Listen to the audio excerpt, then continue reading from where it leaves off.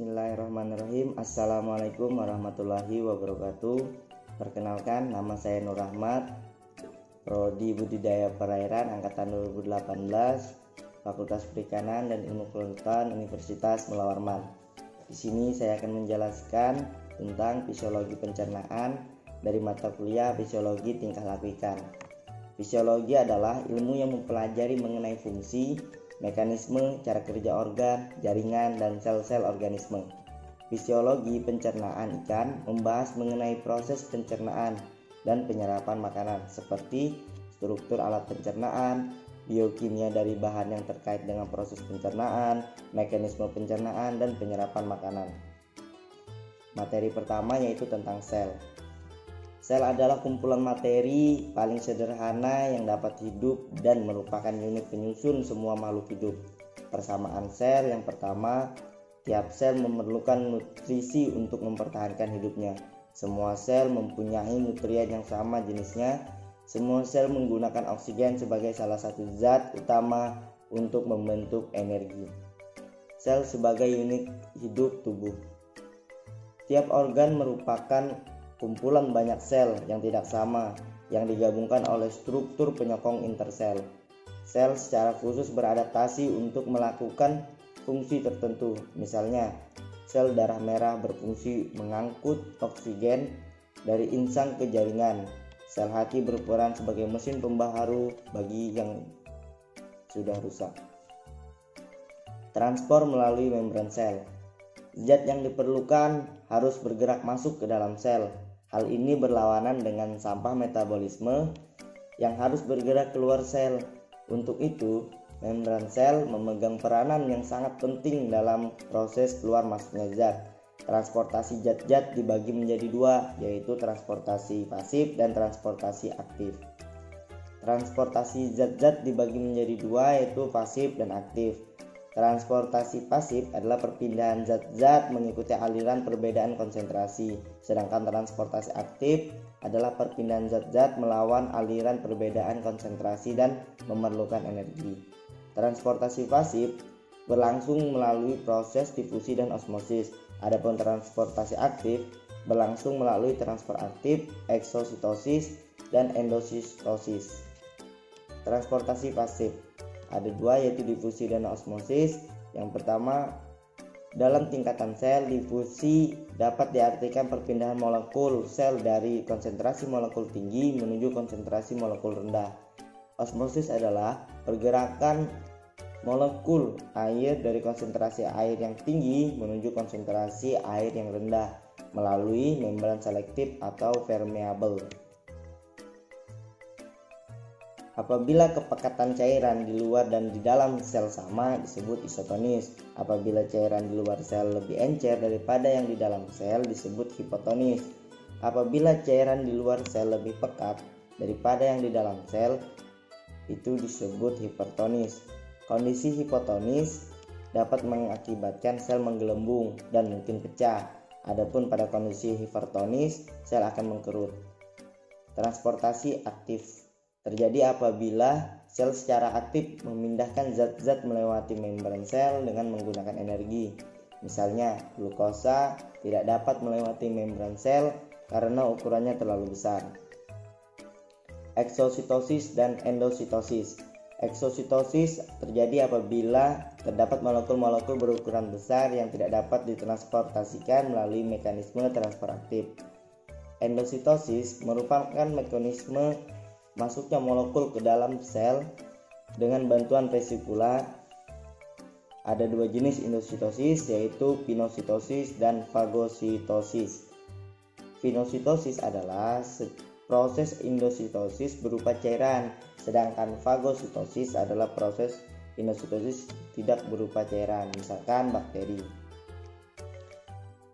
Ikan sebagai hewan air tawar. Sebagai hewan air, ikan harus dapat mengetahui kekuatan arus. Karenanya ikan dilengkapi dengan linea lateralis. Perbedaan konsentrasi antara media tempat hidup dan konsentrasi cairan tubuh memaksa ikan melakukan osmoregulasi untuk mempertahankan konsentrasi cairan tubuh akibat difusi dan osmosis. Selanjutnya, materi 2. Organ pencernaan. Kategori ikan berdasarkan apa yang dominan dimakan. Herbivora lebih banyak makan dari bahan tumbuhan, karnivora makan bahan makanan berasal dari hewan, detritivora memakan detritus, omnivora memakan kombinasi antara tumbuhan dan hewan, plankton feeder memakan zoo dan fitoplankton. Alat pencernaan, struktur, fungsi dan alat pencernaan itu ada dua, saluran pencernaan dan kelenjar pencernaan. Untuk saluran pencernaan terdiri dari mulut, rongga mulut, faring, esofagus, lambung, pylorus, usus, rektum, dan anus. Mulut. Posisi mulut pada ikan bermacam-macam. Ada terminal, subterminal, superior, dan inferior. Di dalam rongga mulut terdapat sel-sel penghasil lendir atau reseptor. Ada ikan yang memiliki organ keras untuk menghancur makanan. Terdapat lidah, penebalan tulang, hyoden di dasar mulut, diselimuti lapisan sel mukus dan organ pengecap. Pada langit-langit bagian belakang terdapat organ palatin yang berfungsi untuk mengatur kelebihan dan pemompaan air. Di dalam mulut terdapat beberapa gigi. Beberapa jenis gigi tersebut berdasarkan posisinya ada maksila, premaksila, mandibula, former, parasphenoid, dan lain-lain. Beberapa bentuk gigi ada carniform atau memotong, molariform, menggerus, filiform, dan cardiform merobek. Untuk ikan herbivora dapat ditemukan gigi walaupun ukuran dan jumlahnya tidak berarti, menggunakan tapis insang untuk menyaring fitoplankton. Untuk ikan karnivora memiliki gigi sebagai alat penangkap dan mencabik makanan. Selanjutnya, faring. Pertama, bagian kanan kiri segmen faring terdapat insang tapis. 2. Tempat terjadinya penyaringan makanan atau filter feeder. 3. Gigi faring berfungsi untuk menyobek dan menggerus makanan, tumbuhan, dan gastropoda. Yang terakhir, kadang masih ditemukan organ pengecap. Selanjutnya, esofagus. Permulaan dari saluran pencernaan yang berbentuk pipa mengandung lendir untuk membantu penelanan makanan. Untuk ikan laut, berperan dalam menyerap garam melalui difusi pasif sehingga konsentrasi garam air laut menurun sehingga memudahkan penyerapan air oleh usus belakang dan rektum. Selanjutnya, lambung. Berdasarkan lambung berkaitan dengan fungsinya sebagai penampung makanan, kapasitas lambung bervariasi tergantung jenis ikan. Pada ikan yang tidak bergigi atau herbivora terdapat gizzard atau lambung khusus yang berperan untuk menggerus makanan. Berdasarkan bentuk anatomi, lambung terbagi menjadi 3 tipe, antara lain bentuk memanjang, sifon, dan lambung KK. Ikan herbivora tidak memiliki lambung sesungguhnya, yang ada yaitu lambung palsu atau usus bagian depan yang termodifikasi, misalnya pada ikan mas. Untuk ikan karnivora ataupun omnivora memiliki lambung sesungguhnya dilengkapi oleh kelenjar lambung. Selanjutnya, pylorus merupakan segmen yang terletak di antara lambung dan usus depan. Sangat menyolok karena ukurannya mengecil, adanya penebalan lapisan otot melingkar. Berfungsi sebagai pengatur pengeluaran makanan. Selama makanan yang ada pada lambung belum berada viscositas tertentu, maka pylorus akan tetap berperan sebagai penghalang masuknya makanan ke arah usus depan. Selanjutnya, usus merupakan segmen terpanjang dari saluran pencernaan. Bentuk serta diameter relatif homogen mulai dari depan sampai belakang. Dibedakan atas usus depan, tengah, dan belakang.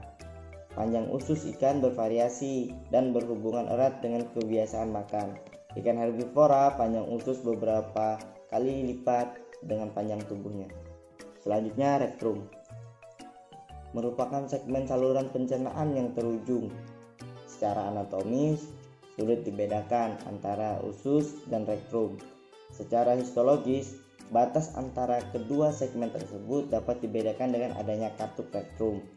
Katup rektrum terbentuk karena adanya penebalan lapisan submukosa dan lapisan otot berfungsi dalam penyerapan air dan ion. Dapat dilihat dari kondisi feses yang umumnya lembek.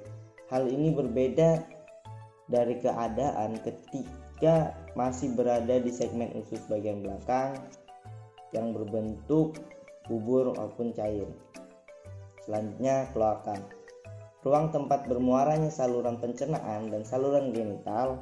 Ikan bertulang sejati tidak memiliki kloaka. Ikan bertulang tawar memiliki organ tersebut. Pada kloaka, saluran pencernaan masuk dari bawah, sedangkan saluran genital masuk dari bagian atas. Katup kloaka terdapat pada lubang pengeluaran sisa makanan. Selanjutnya, anus. Anus merupakan saluran pengeluaran terujung dari saluran pencernaan. Pada teleostei, anus terletak di depan saluran genital. Pada ikan yang bentuk tubuhnya memanjang seperti ikan mas, bandeng, sidat, anus itu terletak jauh di belakang kepala. Sedangkan ikan yang bentuk tubuhnya memundar seperti ikan petek, tambakan, manfish, posisi anus terletak jauh di depan pangkal ekor mendekati sirip dada. Selanjutnya, perkembangan alat pencernaan. Alat pencernaan akan berkembang menuju ke arah kesempurnaan. Sejalan dengan pola pertumbuhan dipengaruhi oleh faktor dalam dan faktor luar. Berbeda antara jenis ikan yang satu dan yang lainnya. Kondisi lingkungan yang satu dengan kondisi lingkungan lain itu akan berbeda. Perkembangan saluran pencernaan yang kita ambil adalah contoh ikan kerapu. Sesaat setelah menetas, saluran pencernaan larva berbentuk tabung lurus dari mulut ke anus. Mulut belum terbuka, saluran pencernaan belum berongga, anus masih tertutup, kuning telur masih lengkap. Pada umur 42 jam, terlihat segmentasi pada saluran pencernaan. Saluran pencernaan dibagi menjadi 3 segmen. Segmen 1 berkembang menjadi rongga mulut, faring, esophagus, dan lambung. Segmen 2 berkembang menjadi usus, dan segmen 3 bertambahnya jumlah dan tinggi villi. Pada umur 21 hari, lambung sudah dapat dibedakan dari usus. Di antara lambung dan usus terdapat penyempitan saluran pencernaan atau segmen pilorik. Selanjutnya kita masuk materi 3. Enzim pencernaan. Enzim, katalisator biologis dalam reaksi kimia dalam kehidupan. Bahan dasar enzim adalah protein disintesis dalam sel, dikeluarkan melalui proses eksositosis. Enzim yang disekresikan keluar dari sel pencernaan di luar yang dikenal sebagai extracellular digestion. Enzim yang digunakan dalam sel itu sendiri intracellular digestion. Fungsi enzim mengubah laju reaksi sehingga dengan kecepatan reaksi yang diperlihatkan dapat menjadikan ukuran keaktifan enzim. Faktor yang mempengaruhi keaktifitasan enzim adalah suhu, pH inhibitor, konsentrasi enzim, dan substrat. Pertama, konsentrasi enzim dan substrat. Pada waktu tertentu, peningkatan konsentrasi enzim menyebabkan peningkatan secara proporsional jumlah substrat yang ditransformasikan. Tapi ada batas maksimumnya. Apabila konsentrasi enzim dipertahankan tetap dan konsentrasi substrat dibuat bervariasi, maka kecepatan reaksi per jamnya meningkat secara cepat. Selanjutnya, suhu. Kecepatan reaksi enzim meningkat seiring meningkatnya suhu. Energi panas untuk sistem reaksi tersedia lebih banyak sehingga pembentukan kompleks menjadi aktif. Selanjutnya pH. Setiap enzim mempunyai pH optimum yang berbeda-beda. Kebanyakan enzim memiliki pH optimum yang mendekati netral. Inhibitor atau kompetitif dan non-kompetitif, keberadaannya akan berkompetensi dengan substrat untuk mengikat bagian aktif. Enzim dapat bergabung dengan baik dengan substrat maupun inhibitor. Apabila enzim membentuk kompleks dengan inhibitor, maka jelas enzim tersebut tidak dapat berfungsi sebagai katalisator. Daya kerja inhibitor kompetitif bergantung pada konsentrasi substrat, konsentrasi inhibitor, afinitas enzim terhadap substrat inhibitor. Inhibitor non-kompetitif dapat bergabung baik dengan enzim, tapi pada bagian yang bukan bagian penting atau aktif tidak ada kompetitif dengan substrat. Klasifikasi enzim pencernaan.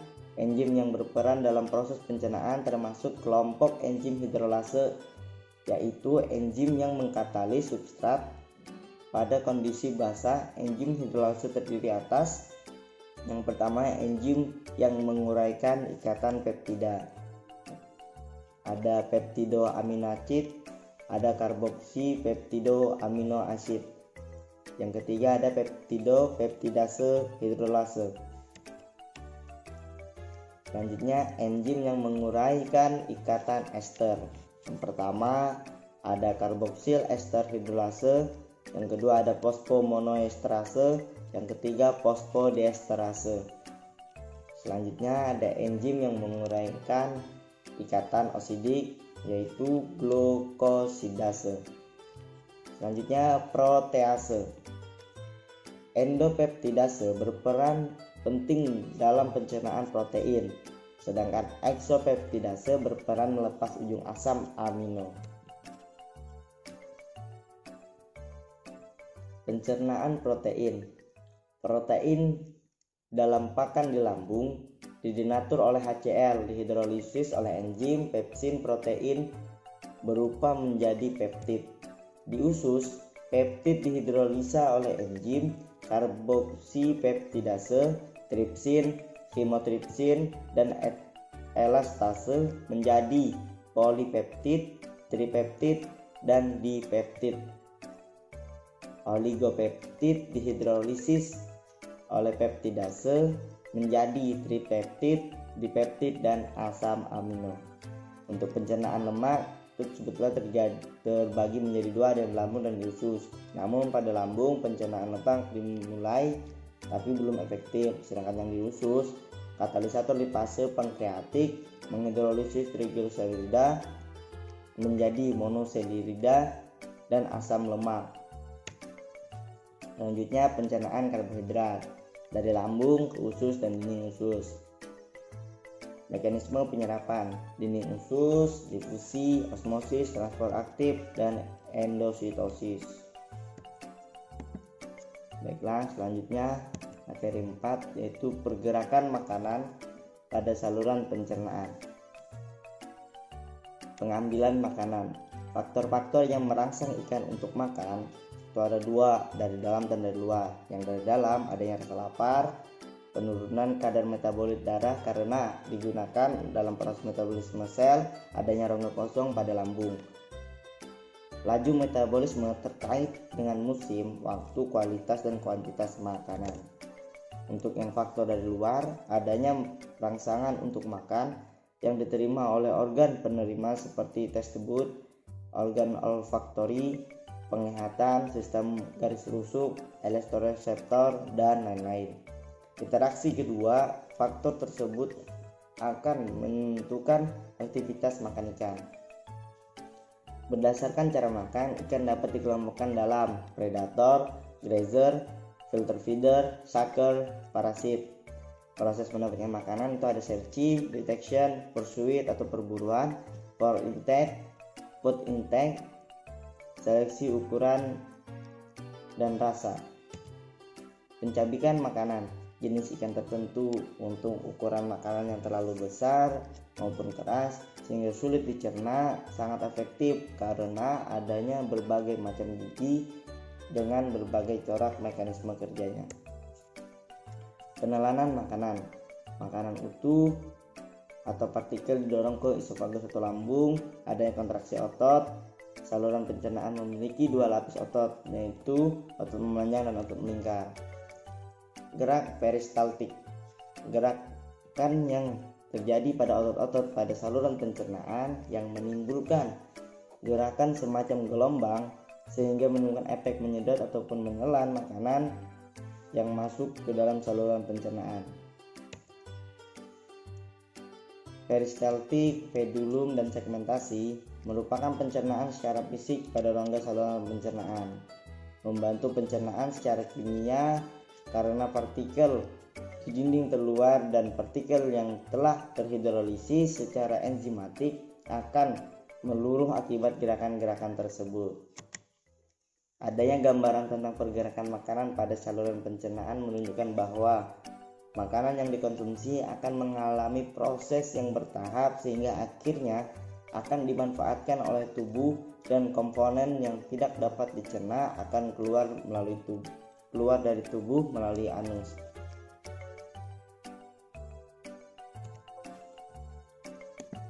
Selanjutnya materi 5 yakni pencernaan makanan.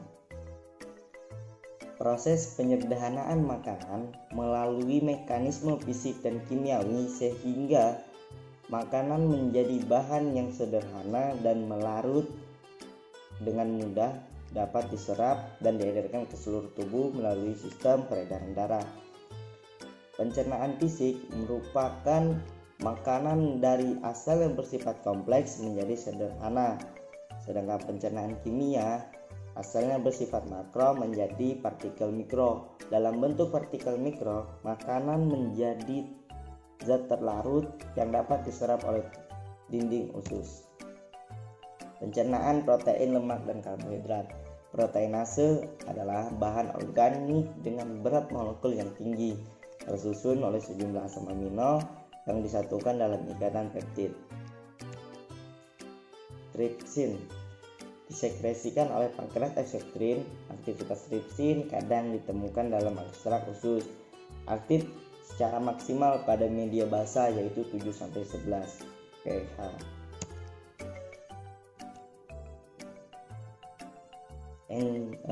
Lipase dan esterase. Enzim yang berperan sebagai katalisator dalam menghidrolisis trigliserida disebut lipase. Sedangkan esterase enzim yang memecah ikatan etil butirat atau ester sederhana.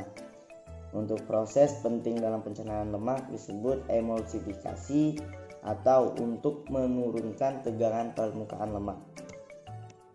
Karbohidrase adalah enzim yang ditemukan baik pada pankreas maupun usus. Enzim karbohidrase secara bertahap akan menghidrolisis karbohidrat kompleks atau polisakarida menjadi senyawa karbohidrat sederhana atau monosakarida yang siap diserap oleh dinding usus. Selanjutnya materi 6. Penyerapan zat makanan. Dari makanan masuk ke saluran pencernaan, terjadi pencernaan fisik dan kimiawi. Makanan dalam bentuk larutan diserap dan dialirkan ke seluruh tubuh. Ikan, proses penyerapan itu berada di epitelum usus. Untuk ikan karnivora, penyerapan gula dan asam amino lebih banyak terjadi pada usus bagian belakang. Ikan herbivora, usus bagian depan menyerap nutrien lebih banyak dibanding usus bagian belakang. Untuk membran sel sebagai tempat penyerapan zat makanan, pertama, sel yang berperan dalam penyerapan nutrien adalah enterosit. Untuk mekanisme penyerapan, zat makanan atau ion dan air akan diserap terutama pada bagian usus. Bahan-bahan tersebut akan melewati membran sel dan ada dua macam tenaga pengangkut bahan untuk dapat melewati membran sel. Yang pertama, energi kinetik, yang kedua, tenaga penggerak yang membutuhkan enzim atau energi metabolik. Masuknya bahan ke dalam enterosit dapat melalui transport pasif, aktif, dan endositosis. Zat yang dapat melewati membran sel itu seperti zat yang terlarut dalam lemak, zat yang tidak bermuatan, asam amino, asam lemak, gliserol, air, dan elektrolit. Zat yang tidak dapat melewati membran sel yaitu zat gula, protein, zat yang terlarut dalam pelarut organik. Penyerapan protein, lemak, karbohidrat, vitamin, dan mineral. Makanan yang sudah dicerna halus sekali kemudian sari-sarinya akan diserap oleh dinding usus. Dalam lambung juga sudah mulai penyerapan, tapi jumlahnya masih sangat sedikit. Penyerapan yang utama terjadi di dalam usus. Untuk menyerap sari makanan tersebut, dinding usus mempunyai gonjot-gonjot akan mukanya lebih luas melalui pembuluh darah rambut pada genjot usus tersebut. Sari makanan akan diserap ke dalam darah. Karbohidrat diserap dalam bentuk monosakarida. Lemak diserap dalam bentuk asam lemak dan gliserol. Untuk protein diserap dalam bentuk asam amino yang dibawa ke hati untuk diubah menjadi protein lagi, akan tetapi yang telah disesuaikan dengan kebutuhan tubuh ikan yang bersangkutan. Zat-zat makanan yang telah diserap oleh darah kemudian diedarkan ke seluruh tubuh untuk keperluan metabolisme, yaitu anabolisme dan katabolisme. Anabolisme adalah pembentukan zat-zat yang lebih kompleks dari zat-zat yang lebih sederhana, misalnya pembentukan protein dan asam-asam amino. Katabolisme adalah pemecahan zat-zat merupakan bahan bakar untuk menghasilkan tenaga, misalnya pemecahan karbohidrat menjadi tenaga, air, dan karbon dioksida. Pada hewan-hewan di darat yang digunakan sebagai sumber tenaga pertama-tama adalah karbohidrat dan terakhir protein. Sedangkan pada ikan kebalikan dari hewan darat, yaitu protein, lemak, dan karbohidrat. Cukup sekian yang dapat saya sampaikan. Kurang lebihnya saya mohon maaf. Saya akhiri. Assalamualaikum warahmatullahi wabarakatuh.